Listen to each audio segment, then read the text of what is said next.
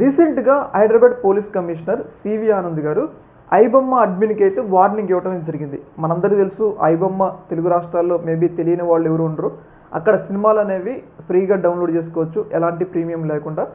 చాలామంది సినిమా హాల్లోకి వెళ్ళని వాళ్ళు అక్కడ సినిమాలు చూసి చాలా ఎంజాయ్ చేస్తూ ఉంటారు అనమాట. అయితే ఇలా సినిమాలు అక్కడ ఫ్రీగా దొరకడం వల్ల యాక్చువల్లీ సినిమా ఇండస్ట్రీకి నష్టం జరుగుతుంది, కొన్ని వేల కోట్ల నష్టం జరుగుతుంది. అయితే దీని మీద సినిమా ఇండస్ట్రీకి సంబంధించిన ప్రముఖులు CV Anand, Hyderabad CP CV ఆనంద్కి ఫిర్యాదు ఇవ్వడం జరిగింది. అయితే ఈ ఫిర్యాదుని తీసుకున్న ఆయన త్వరలోనే మేము ఐబొమ్మ అడ్మిన్ని పట్టుకుంటాం, చాలా దగ్గరగా ఉన్నాం, ఐబొమ్మకి సంబంధించిన ఏజెంట్లను అరెస్ట్ చేసినాం, ఐబొమ్మకి సంబంధించిన అడ్మిన్ని కూడా పట్టుకుంటామని చెప్పేసి ఏదైతే ఆయన ప్రకటించడం జరిగింది. అయితే ఈ ప్రకటన విన్న ఐబొమ్మ అడ్మిన్ ఆయన ఒక పోస్ట్ చేయడం జరిగింది. ప్రధానంగా పోలీసులు ఏదైతే ఈ ఐబొమ్మ అడ్మిన్ని పట్టుకోవాలని చెప్పేసి ప్రయత్నాలు చేస్తున్నారు కదా, ఈ ప్రయత్నాన్ని విరమించుకోండి, ఒకవేళ విరమించుకోకపోతే మేము చాలా సంచలనాలు చేస్తాము అని చెప్పేసి వార్నింగ్ ఇవ్వడం జరిగింది. ప్రధానంగా వాళ్ళ దగ్గర దాదాపు 5 కోట్ల ఫోన్ నెంబర్లు ఉన్నాయంట. చాలామంది సినిమాలు డౌన్లోడ్ చేసుకుంటారు కాబట్టి వాళ్ళ దగ్గర 5 కోట్ల ఫోన్ నెంబర్లు ఉన్నాయి. ఆ వివరాలన్నింటినీ కూడా బహిర్గతం చేస్తాం.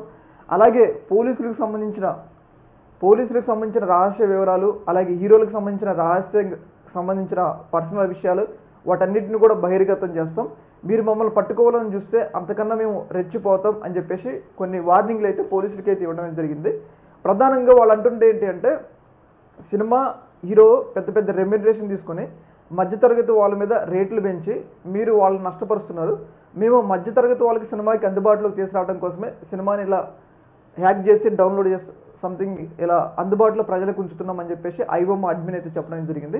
పైగా మమ్మల్ని పట్టుకోవాలని చూస్తే తీవ్రమైన పరిణామాలు ఉంటాయని చెప్పేసి పోలీసులకి వార్నింగ్ ఇవ్వడం జరిగింది. లాస్ట్లో ఆయన చెప్పింది ఏంటంటే, చావుకు భయపడిన వాడు దేనికి భయపడు అంటే ఐబొమ్మ అడ్మిన్ చావుకు భయపడ్డంట, మీరు పట్టుకున్నా కానీ నేనేం భయపడిన అన్నట్లుగా పోలీసులకి దమ్కి ఇవ్వడం జరిగింది.